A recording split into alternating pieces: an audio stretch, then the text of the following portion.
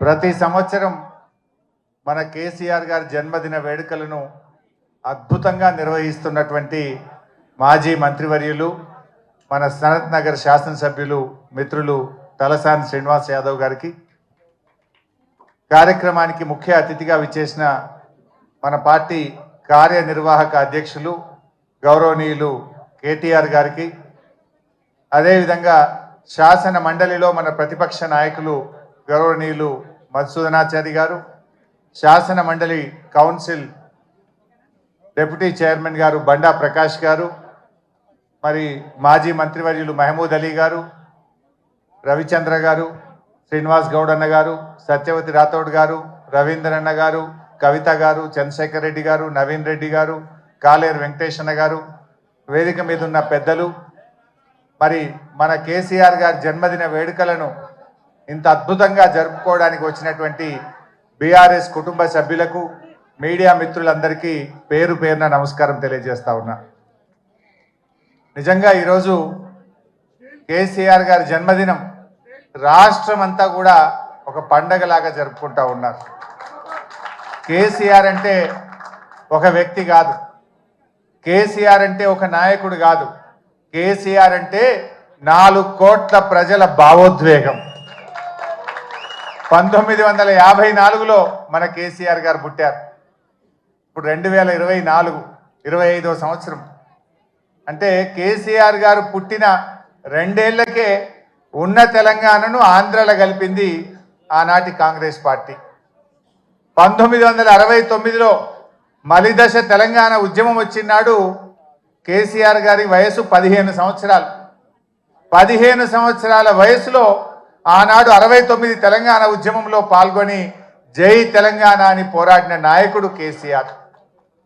ఆ తర్వాత తెలంగాణ ప్రాంత నాయకులు ఇష్టమున్నా లేకపోయినా ఆ ఆంధ్ర పాలకుల పార్టీల చేతుల్లో వీళ్ళందరూ కూడా పనిచేస్తూ వచ్చారు. కేసీఆర్ గారు కూడా తెలుగుదేశంలో పనిచేశారు. ఎప్పటికప్పుడు తెలంగాణ కోసం పార్టీలో ఉంటూనే మాట్లాడుతూ వచ్చారు.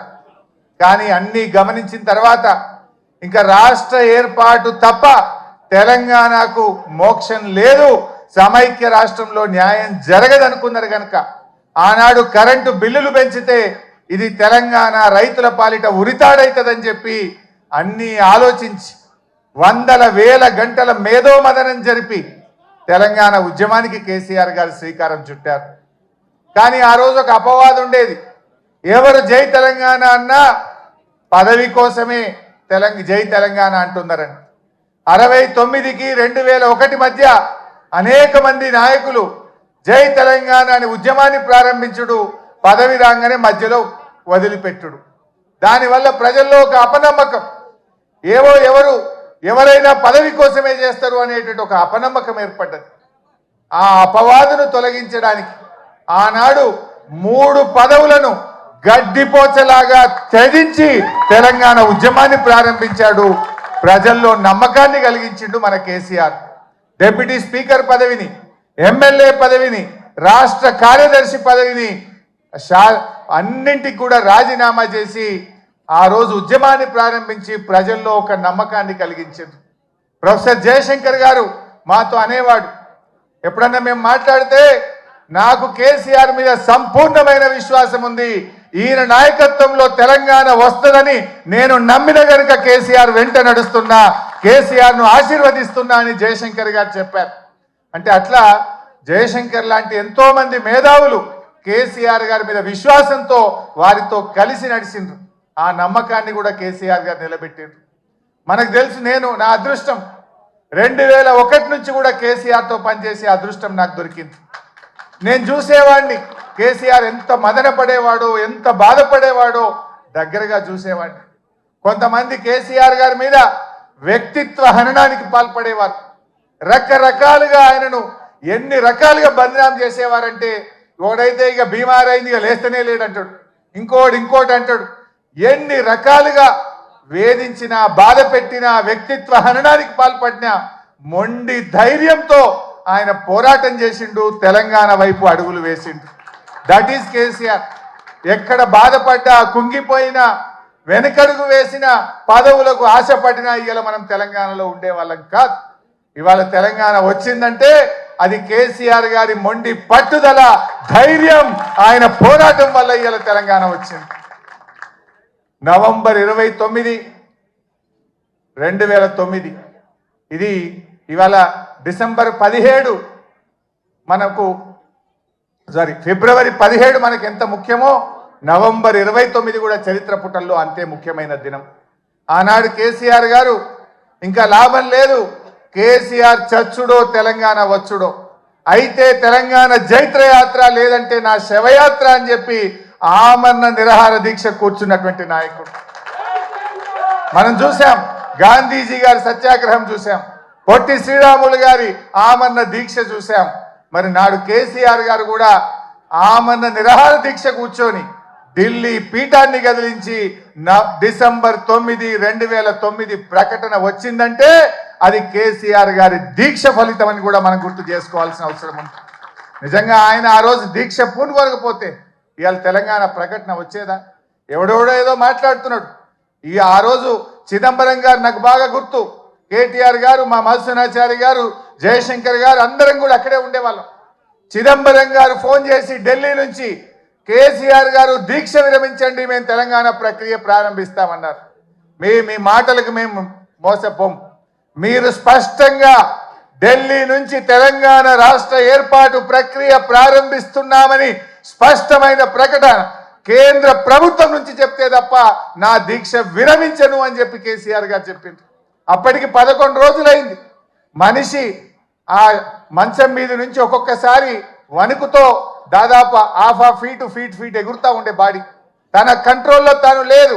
కానీ ఆ పట్టుదల మాత్రం సడలేదు. మా కళ్ళల్లో నీళ్లు తిరుగుతున్నాయి, ఎంతో బాధపడ్డాం. కానీ ఆయన మాత్రం కేంద్ర ప్రభుత్వం తరఫున రాష్ట్ర ఏర్పాటు ప్రక్రియ ప్రారంభమైందంటేనే దీక్ష విరమిస్తా అన్నాడు. ఆ రోజు మీరే రాసి పంపండి అంటే జయశంకర్ సారు తన స్వహస్తాలతో తెలంగాణ రాష్ట్ర ఏర్పాటు ప్రక్రియ రాసి ఢిల్లీకి పంపిండు. గదే చిదంబరం గారు ఢిల్లీ నుంచి అనౌన్స్ చేసింది. అది ఆ రకంగా తెలంగాణ తెచ్చుకున్నాం. తెలంగాణ తేవడమే కాదు, తెచ్చిన తెలంగాణను, అప్పుడే పుట్టిన బిడ్డను కన్న తల్లి ఎంత ప్రేమగా పెంచుకుంటుందో కేసీఆర్ గారు 10 ఏళ్లలో తెలంగాణను ఒక తల్లిలాగా తీర్చిదిద్దాడు. ఒక తల్లిలాగా, ఒక తండ్రిలాగా ఈ తెలంగాణను బంగారు భవిష్యత్తు వైపు అడుగులు వేసింది. ఏ తల్లైనా పుట్టిన బిడ్డను నాకంటే గొప్పగా ఉండాలని, బంగారు భవిష్యత్తు ఉండాలని ప్రతి తల్లి తన కొడుకు కోసం, తన బిడ్డ కోసం తపిస్తుంది. అలా కేసీఆర్ గారు ఈ సాధించిన తెలంగాణను త్రాగునీటిలో, సాగునీటిలో, విద్యుత్ రంగంలో ఏ రంగం తీసుకున్నా ఈ దేశానికి రోల్ మోడల్గా, అన్ని రాష్ట్రాలకు ఒక మోడల్గా, ఒక దిక్సూచిగా తెలంగాణను తయారు చేసింది. కేసీఆర్ కు తెలంగాణకున్న బంధం ఇది పేగు బంధం, తల్లి బిడ్డల బంధం. కేసీఆర్ కు తెలంగాణ ప్రజలకున్న బంధం. కొంతమంది తెలిసి తెలియక మాట్లాడుతుంటారు, కానీ కేసీఆర్ ప్రతి నిమిషం తెలంగాణ కోసమే ఆలోచించిండు. ఈ మధ్యలో రేవంత్ రెడ్డి మాట్లాడుతుండు, నేను 2020 మ్యాచ్లు ఆడుతున్నా అంటుండు. నువ్వు 2020 ఆడతావేమోగా, నువ్వు 2020 ఆడవు. వాస్తవంగా నువ్వు 2020 దేనికి ఆడతావు అంటే పైసల కలెక్షన్కి ఆడతావు. అసలు నువ్వు ఆడే మ్యాచ్ అంతా కూడా తొండి, నీదంతా తొండి మ్యాచ్ ఉంటుంది, తొండి ఎగ్గొట్టే మ్యాచ్. ఏంది నీ మాటల్లో తొండి, హామీల అమలులో ఎగ్గొట్టేది ఉంటుంది నీ దగ్గర. కానీ కలెక్షన్లో మాత్రం 2020 ఆడతావు నువ్వు. ఎందుకంటే నువ్వు ఎన్ని రోజులు ఉంటావో నీకే తెలియదు, ఆగమాగం ఉండవు. నువ్వు దీపం ఉండగానే ఇల్లు చక్క పెట్టుకోవాలని 2020 కలెక్షన్ స్టార్ట్ చేసినావు. కానీ కేసీఆర్ అన్నీ ఆడతాడు. ఆయన టెస్ట్ మ్యాచ్ అయినా అద్భుతంగా ఆడతాడు, వన్డే అయినా అద్భుతంగా ఆడతాడు, 2020 అయినా ఆడతాడు. ఎప్పుడు ఏదాడలో గద ఆడతాడు కేసీఆర్, ఎప్పుడు ఏదాడలో ఆడతాడు. అవసరమైతే డిఫెన్స్ కొడతాడు, అవసరమైతే 6 కొడతాడు. కానీ ఇవాళ తెలంగాణ ప్రజలు ఏ పల్లెల్లో పోయినా, ఎక్కడ పోయినా ఏమంటున్నారు? మళ్ళీ కేసీఆరే రావాలి, మా కేసీఆర్ మాకు కావాలి అని ప్రతి నోట. ఇది నేనేదో ఉపన్యాసం కోసం చెప్తలేను. కారులో పోతా ఉంటే సిగ్నల్ పడితే పాపం ఉన్నది, ఇట్లా తలుపు కొట్టి అద్దం దించి సార్ కేసీఆర్ కావాలి, మళ్ళా మనమే రావాలి, వీడు బాగలేడని.